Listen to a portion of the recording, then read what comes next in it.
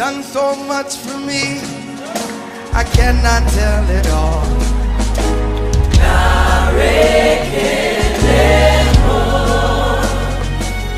If I had 10,000 tongues, it still wouldn't be enough.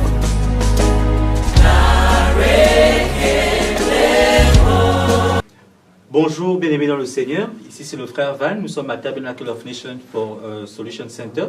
Je suis ici avec la sœur Marie-Jo qui va nous partager son témoignage dans le cadre de l'émission Partage ton témoignage. Bonjour, sœur Marie-Jo. Bonjour. Nous avons été très bénis ce matin d'écouter à votre témoignage et nous voulons profiter de ces instants pour que vous puissiez faire un spécial record et encourager encore d'autres personnes par rapport à ce que vous avez vécu. Donc, dans un premier temps, je vais vous laisser vous présenter à nos téléspectateurs qui vous êtes. Et ensuite, vous allez aussi pouvoir exprimer ce que Dieu a fait dans votre vie. Amen. Amen. Donc, nous allons commencer. Je suis la sœur Marie-Jo, camerounaise. Je suis arrivée dans ce pays le 1er juillet 2012. C'était le jour de mon anniversaire. Donc, bon, comme tout un chacun, quand on arrive, on se pose d'abord, après, on commence à chercher les papiers. Bon, lorsqu'il y a eu le programme de l'anniversaire De l'église de l'église en août de cette année 2021. 2021, août 2021, il y a eu un moment donné où on a demandé de s'aimer. Et c'était 120 $ pour l'année. Donc j'ai semé les 120 $, mais je ne voyais pas de résultat. Je me disais, mais comment je peux s'aimer 120 $ et il n'y a toujours rien. Et quand vous dites que vous ne voyez pas des résultats, c'est-à-dire que vous espérez quelque chose en donnant ces 120 $? Oui, parce que sur l'enveloppe, j'avais écrit que le ciel de l'immigration s'ouvre. Parce que j'avais semé pour mes papiers. Je n'avais pas semé pour autre chose, j'avais semé pour mes papiers. Et ça faisait déjà combien de temps que vous attendiez vos papiers? 9 ans. Ça fait déjà 9 ans. Okay. 9 ans. Donc, j'ai écrit que le ciel de l'immigration s'ouvre sur l'enveloppe. Et j'ai semé ce jour-là. Donc, je continuais de prier en m'appuyant sur ma semence. Mais je voyais que le temps passait. J'ai vu septembre, je vois octobre. Je dis, l'année est en train de finir sans résultat. Je n'ai même pas de nouvelles. Quand j'appelle l'avocat, il dit qu'il n'y a pas de nouvelles. Donc, j'étais en train de me lamenter, quoi, le samedi. Et le dimanche, quand je suis arrivée à l'église, le pasteur a fini de prêcher et il a dit qu'il ressentait que quelqu'un était en train de pleurer, qu'il voulait prier pour cette personne. C'est à ce moment, donc, je me suis levée et le pasteur a prié pour moi. Et lorsque c'était le moment des offrandes, j'ai fait mon offrande et j'ai encore écrit sur l'enveloppe que le ciel de l'immigration s'ouvre. C'est comme ça que le pasteur m'a appelé le soir et il m'a dit qu'il fallait qu'on prie. Qu'on prenne 3 jours de prière. Donc pendant les 3 jours, chaque soir, je venais à l'église et je priais avec le pasteur. Donc on partageait la parole, on priait. Donc on a fini le programme mercredi. Le vendredi, mon avocat m'a appelé pour me dire que l'immigration m'avait écrit. Amen. Pour me dire que j'avais rendez-vous en novembre, le mois d'après. Donc en novembre, il y a quelques semaines, il y a à peine une semaine, je suis allée à mon interview et la dame m'a dit, ok, on va vous écrire, on va vous envoyer une lettre pour vous informer si nous avons besoin de plus d'informations ou alors si vous avez été approuvé. Donc c'est ainsi que je suis rentrée, j'ai appelé le pasteur, je lui ai dit, bon, voilà ce qu'on m'a dit. Et il m'a dit, il croit que tout a été accompli. Amen. Donc je suis restée avec cette assurance-là. C'était vers 11h30 midi. Donc vers 15h30, 16h, parce que c'était dans l'après-midi, 15h30, 16h, mon avocat m'appelle et me dit qu'il vient d'ouvrir un email. Et l'email dit que j'ai été approuvée. Amen. Donc on n'a pas attendu la lettre. Et quelques jours après, peut-être c'était mardi, le vendredi, il m'appelle, me dit, je viens de recevoir la lettre. Et la lettre dit que tu as été approuvé, mais ta carte viendra dans 3 semaines et plus. Mhm. Le temps de produire la carte et tout.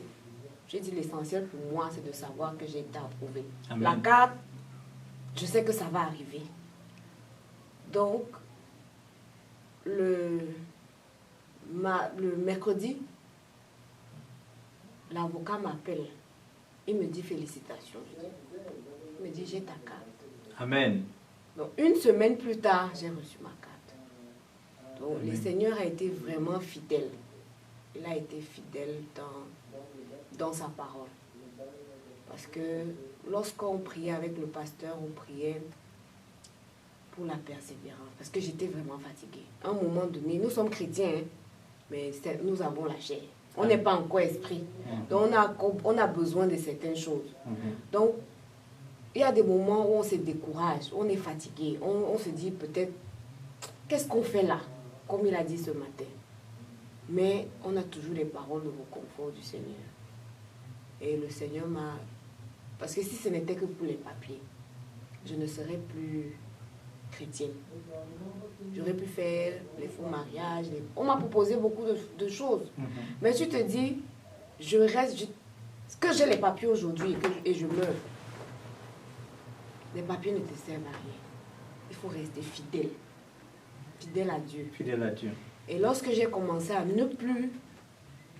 C'est-à-dire que ne pas me focaliser, que je vais à l'église parce que je veux les papiers. Une fois qu'on oublie ça et qu'on se met à servir Dieu, je crois que Dieu fait sa part. Amen. Amen. Merci beaucoup, chers téléspectateurs. Comme vous pouvez le constater, nous sommes avec la sœur Marie-Jo qui nous partage son témoignage. Ça fait 9 ans qu'elle cherchait les papiers et le Seigneur a étendu sa main et aujourd'hui, elle a pu obtenir ses papiers. Maintenant, sœur Marie-Jo, avant que nous passions, nous sommes déjà à la fin de cette émission. Ce n'est pas fait pour durer, c'est juste pour partager pendant un bref moment les témoignages de quelqu'un, en l'occurrence le vôtre. Il y a un passage que vous avez cité, que je vais lire, et après ce passage, j'aimerais que vous puissiez prier, que vous puissiez donner une parole d'encouragement à quelqu'un qui nous suit actuellement, qui passe peut-être par une situation similaire et qui a besoin d'être fortifié dans sa foi. Je vais lire Joël 2 à partir du verset 24. Je préfère à partir du verset 24. La Bible déclare ceci. Les airs se rempliront de blé et les cuves regorgeront de mou et d'huile. Je remplacerai les années qu'ont dévoré la sauterelle, le gélec, le hassil, le gazam, ma grande armée que j'avais envoyée contre vous. Amen. Amen. Amen. J'ai été particulièrement touché quand vous avez pointé ce verset, quand vous donnez votre témoignage tout à l'heure à l'église. Et j'ai voulu vraiment le repartager avec mes frères et sœurs et vous qui nous suivez en ligne. Parce que je pense que c'est vraiment le point clé.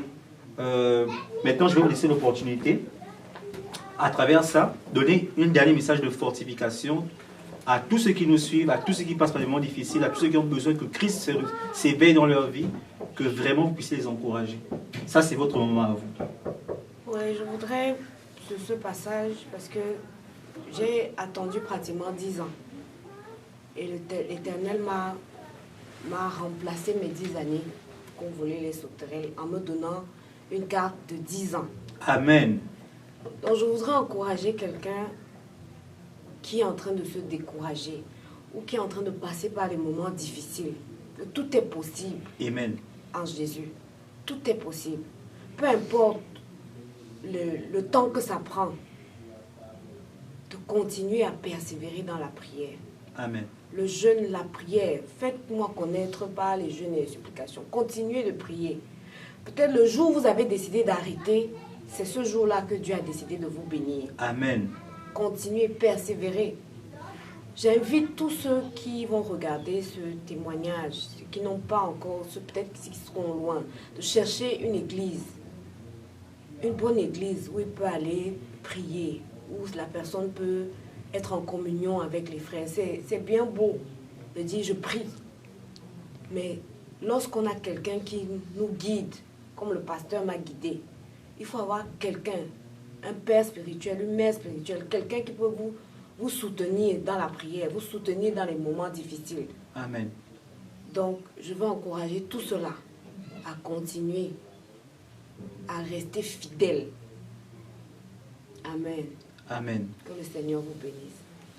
Donc, voici ce qui conclut notre émission pour aujourd'hui. C'était le frère Van avec la sœur Marie-Jo à Tabernacle of Christ for All Nations Solutions. Et nous vous bénissons parce que vous avez pris le temps de regarder encore ce live.